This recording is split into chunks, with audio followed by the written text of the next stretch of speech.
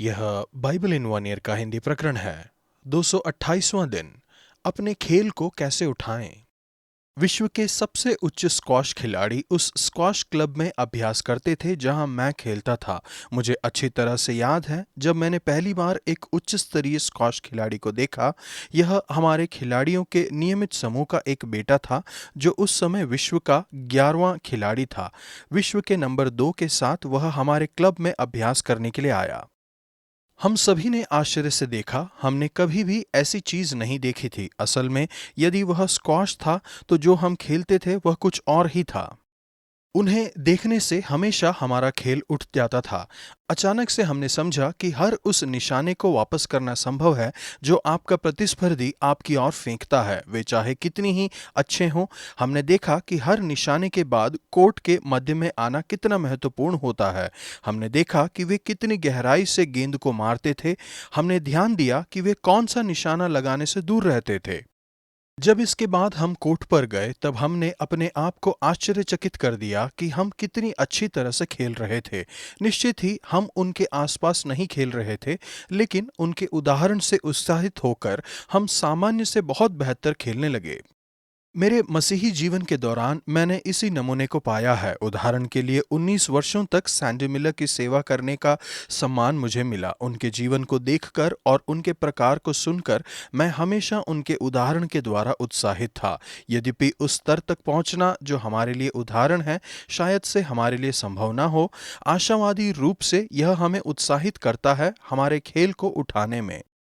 एक मसीही वह है जो यीशु में विश्वास करता है, उनमें विश्वास रखता है, उन्हें जानता है और मसीह में जीता है। यह वह है जो उनके उदाहरण पर चलता है। मानव इतिहास में मसीह के उदाहरण से बढ़कर कोई दूसरा उदाहरण नहीं है। पौलुस लिखते हैं, तुम मेरी सी चाल चलो जैसा मैं मसीह की सी चलता हूं। पहला कुरिन्थियों 11 का 1। नीति वचन 20 का 5 से 14। आपके जीवन का उदाहरण।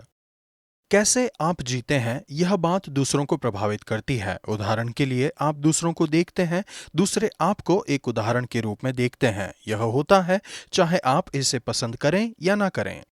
माता पिता और बच्चों में ऐसा बहुत अधिक होता है। मैंने ध्यान दिया है कि मैंने अपने पिता के कितने व्यवहार को लिया है। निश्चित ही माता पिता अति गंभीर रूप से उदाहरण प्रदान करते हैं। सत्यनिष्ठ जो खराई से चलता रहता है उनके पीछे उनके बाल बच्चे धन्य होते हैं। माता पिता जो विश्वसनीयता का जीवन जीते हैं अपने बच्चों के लिए महान आशीष को लाते हैं। बिली ग्राहम ने कहा, विश्वसनीयता वह गोद है जो हमारे जीवन के तरीकों को एक साथ पकड़े रखता है।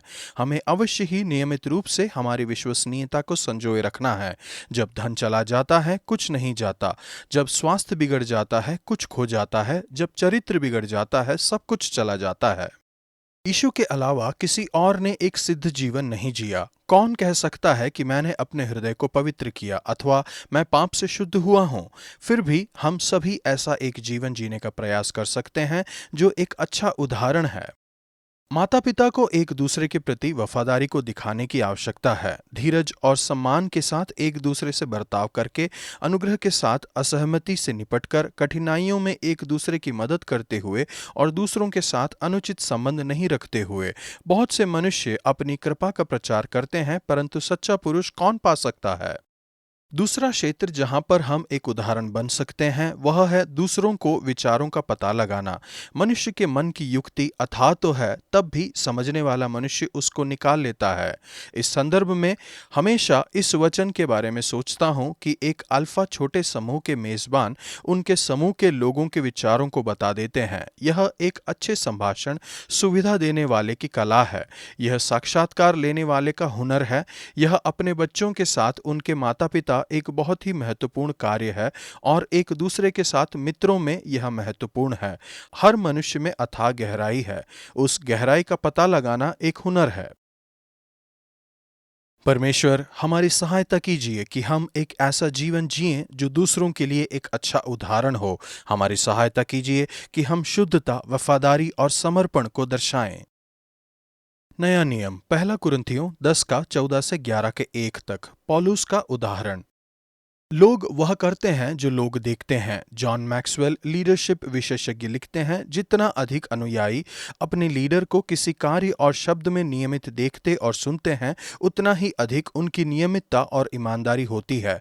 जो वे सुनते हैं वे समझते हैं, जो वे देखते हैं वे विश्वास करते हैं। पौलुस लिखते हैं, जो शायद से बहुत साहसिक लगे, तुम मेरी सी चाल चलो जैसा मैं मसीह की सी चाल चलता हूं। उस कथन का पहला आधा भाग दूसरे आधे भाग पर आधारित है। पौलुस के उदाहरण पर इस हद तक चला जा सकता है कि वह मसीह के पीछे चलते हैं। वह यह कहने और विश्वास करने में निर्भीक हैं कि वह मसीह के पीछे चलते हैं। यह अपने आप में एक अद्भुत उदाहरण है जिसके पीछे चल सकते हैं।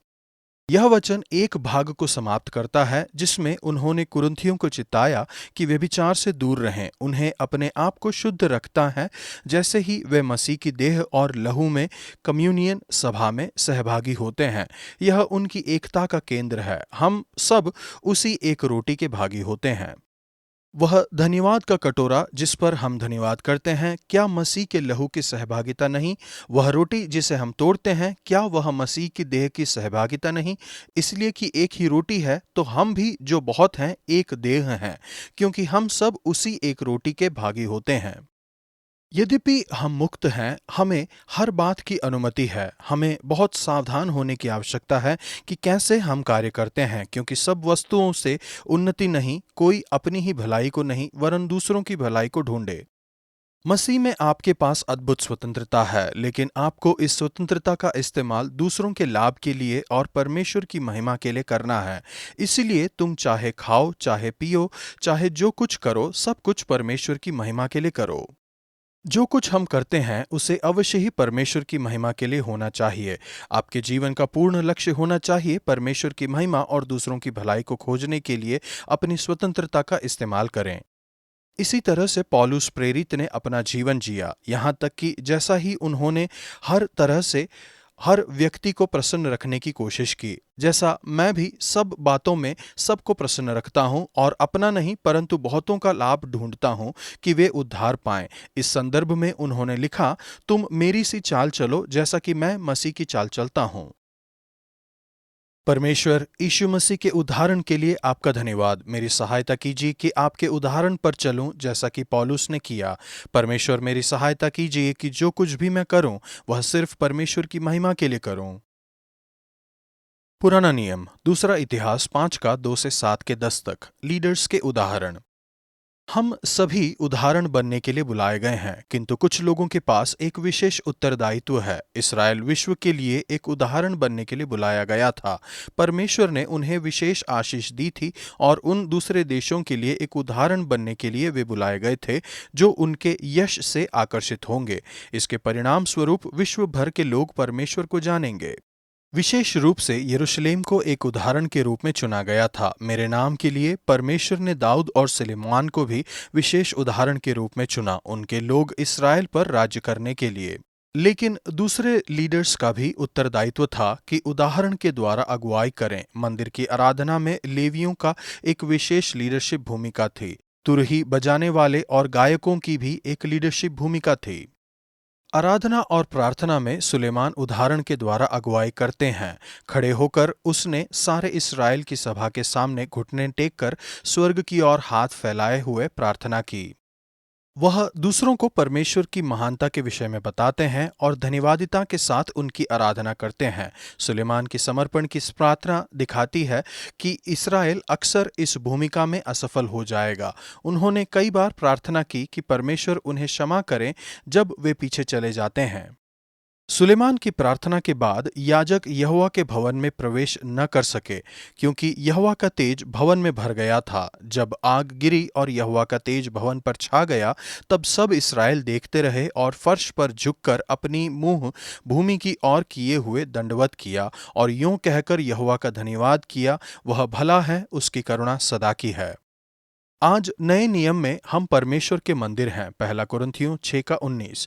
जैसा कि जॉयस मेयर लिखती हैं, परमेश्वर हमसे और हमारे द्वारा उनकी महिमा को दिखाना चाहते हैं, जैसा कि उन्होंने सुलेमान के दिनों में भौतिक मंदिर में किया। जब परमेश्वर की महिमा आपके जीवन में प्रत्यक्ष होगी, तब दूसरे आपकी ओर देखकर कहेंगे, वाह, कितने महान परमेश्वर की तुम सेवा करते हो, क्योंकि आपके प्रति उनकी भलाई की सामर्थ उनके सामने दिखाई देती है।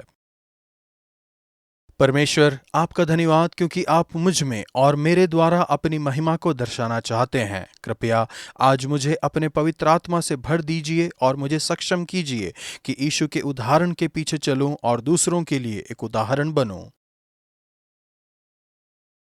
नीति वचन 20:13।